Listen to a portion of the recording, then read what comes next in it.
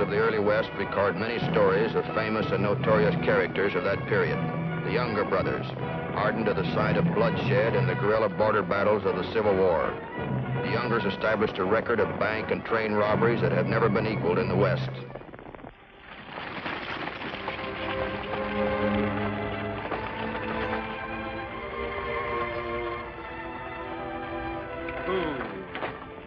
Well, here you are. I guess folks out in Virginia don't know much about what's going on here in Missouri, do they? What? These cousins you're moving in with. Do you know very much about them? Should I? Why, what's wrong with them anyway? Come on, let's get out of here.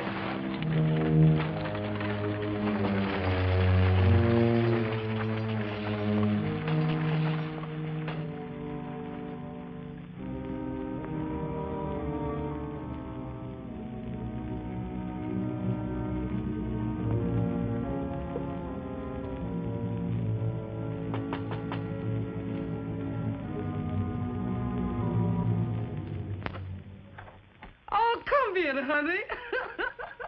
Welcome to Younger's Farm. Mr. Cole got your letter about a month ago, and we've been expecting you ever since. Oh, come over here and let me take a good look at you. A genuine magnolia blossom from old Virginia, I do declare. Oh, but look at me standing here gabbing. Give me those. You must be faint and famished from traveling all that way. You're very kind to give me such a nice welcome. You must be Aunt Nellie. That's right, honey. I've been with this here family since way before the war.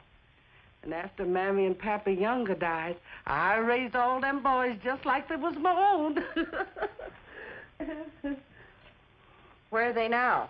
Oh, there ain't nobody home except John. The rest of them are off down in Indian Nation at Tom Starr's place.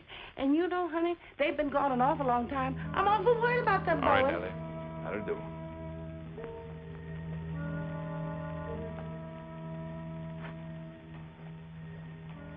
Go get our cousin some grub. Yes, sir, Mr. John, right away. I'm Cousin John. Yes, I know. Aunt Nellie said you were the only one here. Let's see, what's your name now? I forgot from the letter. Francis. Mm-hmm. One of Uncle Rupe's kids, ain't you? Got so many kinfolk, I can hardly keep track of them. You won't be here long? As long as I'm welcome, sir. I can keep the place prettied up and be real useful. Yeah, I just bet you can.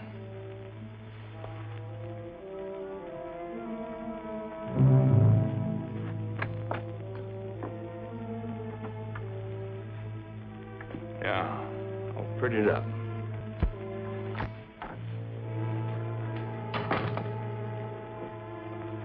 Come on, honey, and fill yourself up. Put the roses back in them pretty cheeks. Oh, don't mind him. He don't mean no harm. None of my boys mean any harm. They just a mite wild and mischievous, maybe. But they ain't bad. No, ma'am. They ain't really bad. Whether anybody called the Younger boys good, bad, or indifferent meant nothing to me. The facts were all there in a stack of warrants a foot high, demanding their capture for an assortment of crimes that included murder and train robbery. For 3 days, I'd been hanging around on the main street of Independence, Missouri, waiting for word from the other operative on the case. My name's Matt Clark. I work for the railroad as a detective.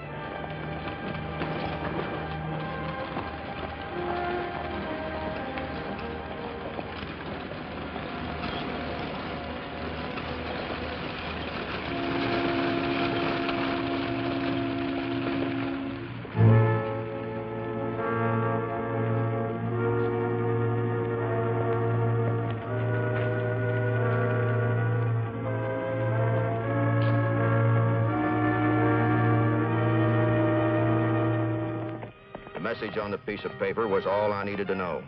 It said the Younger gang was down at Belle Starr's place in the Indian Nations.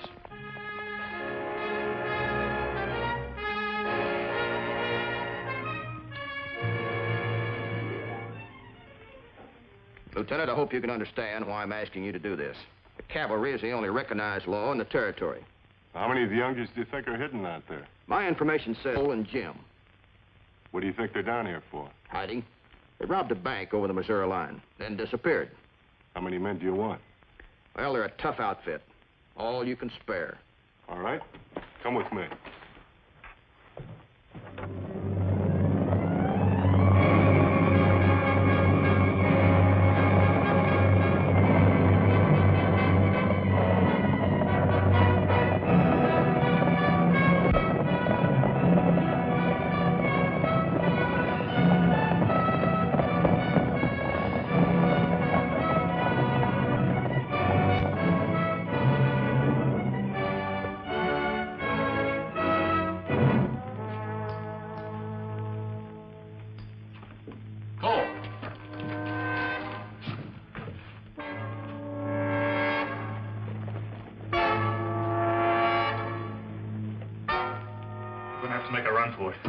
Go warn the rest of the men. Saddle my horse and wait in back of the corral.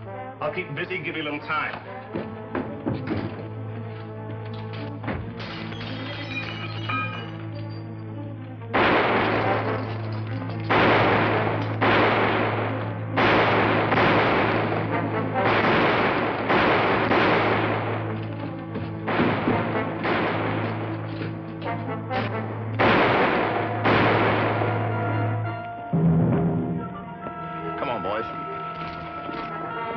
Only two of them.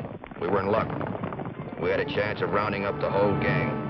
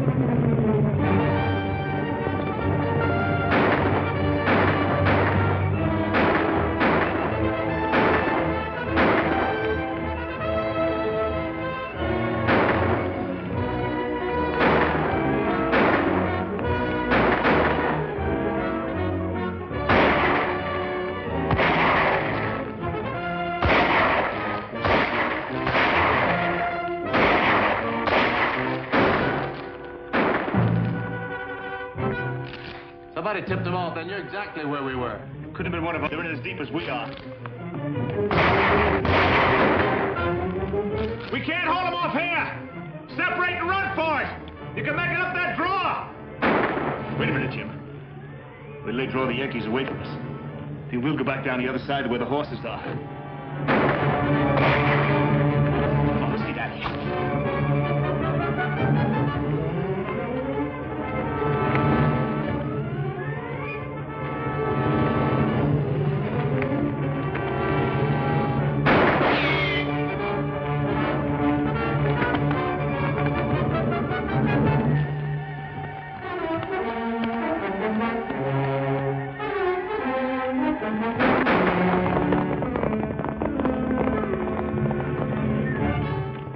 Most of the younger gang were wiped out, but the two leaders, Cole and Jim, somehow made their getaway during the fight. It was impossible to trail them in this wild country. It was up to Frankie to give me my next lead.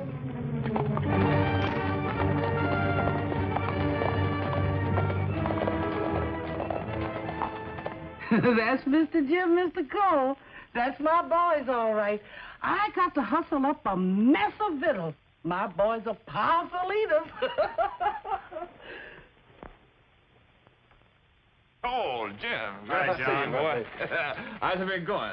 Not so good, John. Not so good. The cavalry jumped us, and we lost a lot of good boys. Oh, you know Bill Chadwick, don't you? Hi, Bill. How's everything? From Minnesota, ain't you? That's right. Bill's got plans for us up north. Tell you about it after supper. How things been with you, John? Any lawmen been hanging around here lately? No. Great company, though. Cousin from back east. Oh, the one we got the letter about? Mm-hmm. Kind of pretty, too. Sort of glad she ain't our cousin. She ain't. Been here quite a spell, and I've been asking a lot of questions. Some of the answers she's got down pretty good, and some she ain't got so good.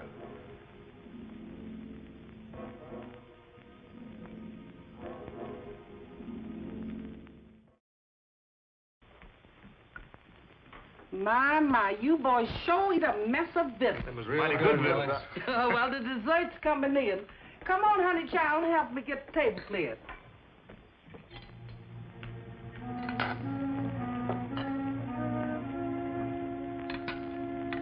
Thank you.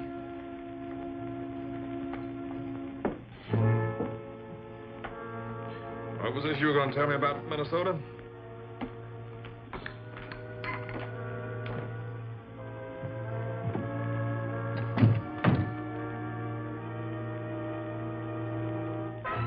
Bill here says that's rich farming country.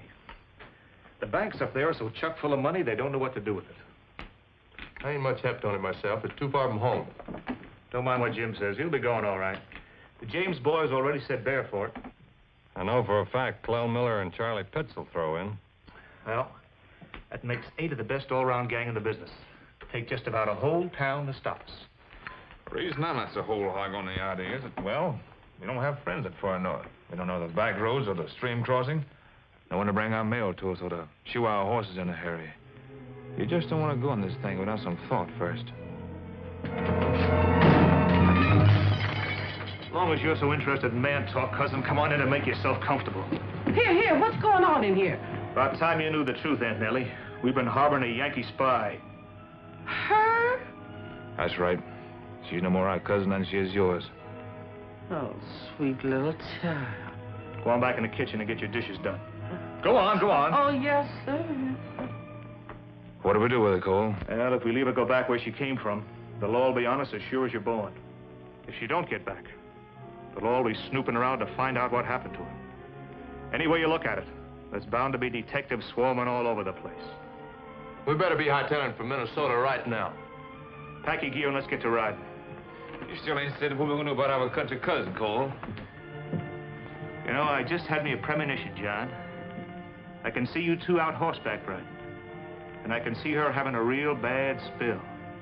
Yeah, a real bad spill.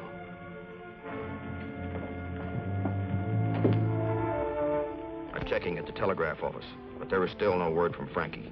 I decided not to wait any longer before I investigated. I headed for the Younger ranch.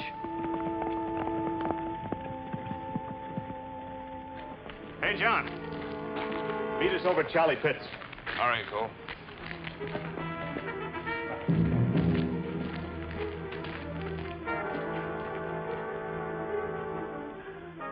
Please, Lord, sir, don't let us have no more trouble. Before we saddle the horses and take that little ride, I've been showing Cousin John a little affection here.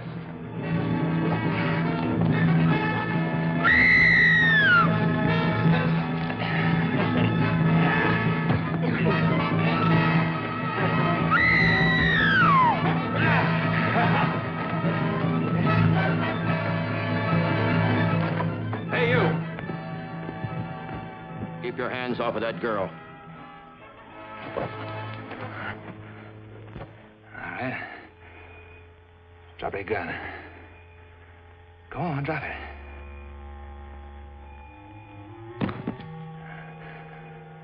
All right. Back up. Real slow. Go on back. Okay.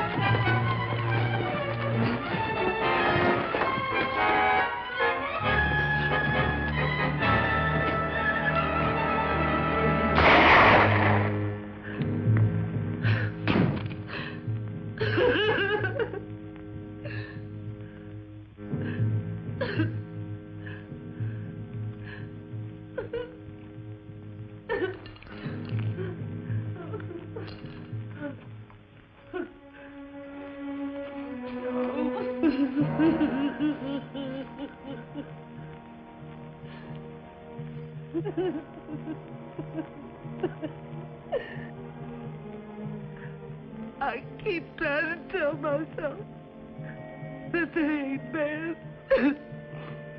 But it ain't no use. It just ain't no use.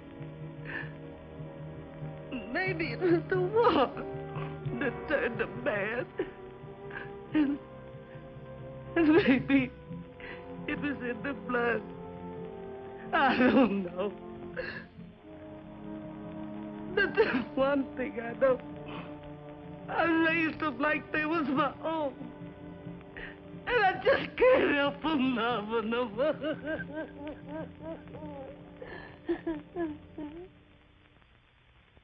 The younger boys joined up with Frank and Jesse James and went north. Frankie and I headed for Minnesota by the shortest route.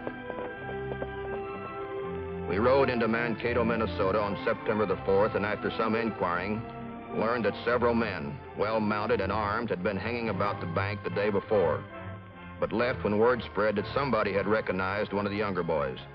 We alerted every sheriff within a 500-mile radius.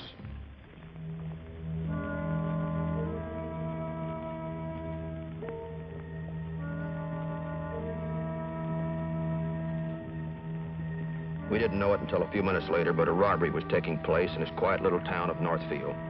A bank robbery that was to become the most notorious in the annals of crime.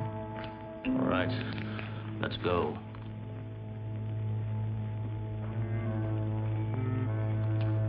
A robbery! It's a holdup! Come on, hurry up in there! Bill, Frank, we need a little more time!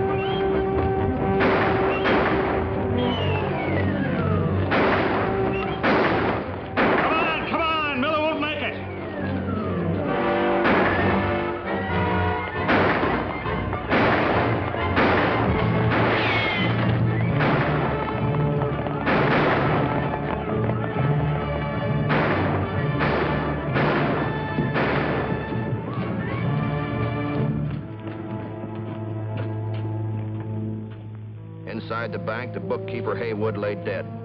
Mr. Bunker, the teller, was wounded in the shoulder. They were brave men. They had refused to open the vault, and the gang had gotten only what was in the till, $50. When I heard that the net was closing around the Youngers over near Madelia, I rode hard for that area.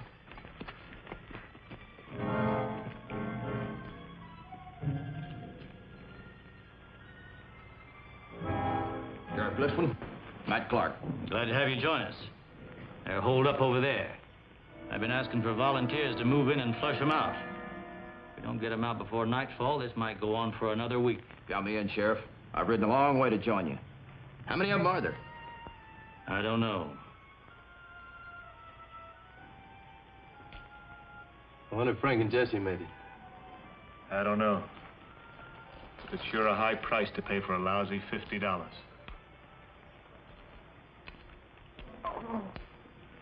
Sure wish I'd get this kid here back to Aunt Nellie. Maybe we ought to give up. Be lynched? We'll go out the way we came in with our boots on. Spread out in the rocks, men. Move in when I give the signal.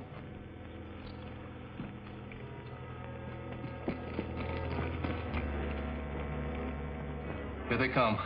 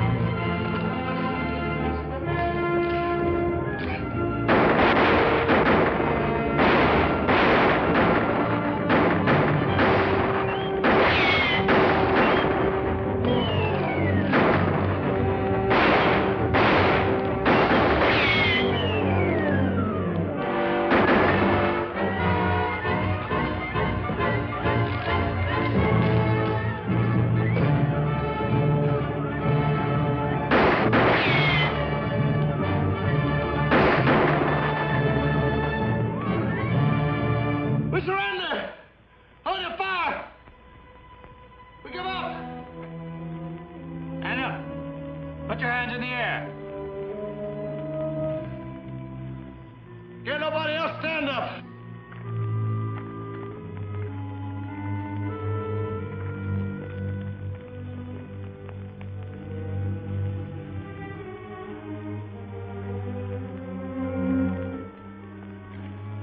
Bob's still alive? So's Cole. Well, we'll take them in and patch them up so they can stand trial. We'll take Charlie Pitts and Luke to trial, because they're dead. Come on, you men, give us some help here.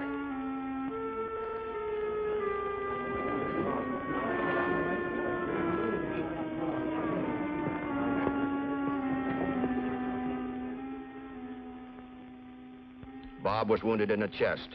Jim had 5 bullets in him and Cole 11. The younger boys were not expected to live, but they proved to be men of iron. They looked so well-bred and gentlemanly. Reporters wondered why they ever traveled the outlaw trail. Yeah, the war did it to us. We fought with Quantrill. When peace came, there wasn't any Southerner that got a break. We had to rob. We're used to hard living. We always had it tough. Other men fought for the South and lost, but they went home to lead useful lives. Come on, Frankie.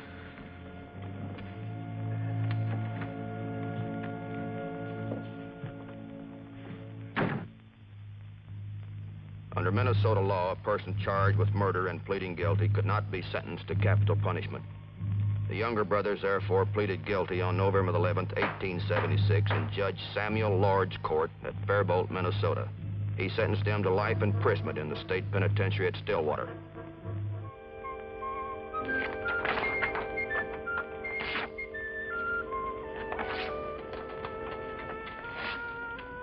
Oh, Mr. Clark. Yeah, Sheriff? Just wanted to find out where to send the reward money. You come in for a share, too. You have a local baseball club? Sure do. Well, then give our share to them. That's the best way I know to keep the kids from becoming outlaws like the youngers. Well, now, thanks. We better hurry if we're going to catch that train. Oh, I almost forgot. This came for you just a few minutes ago.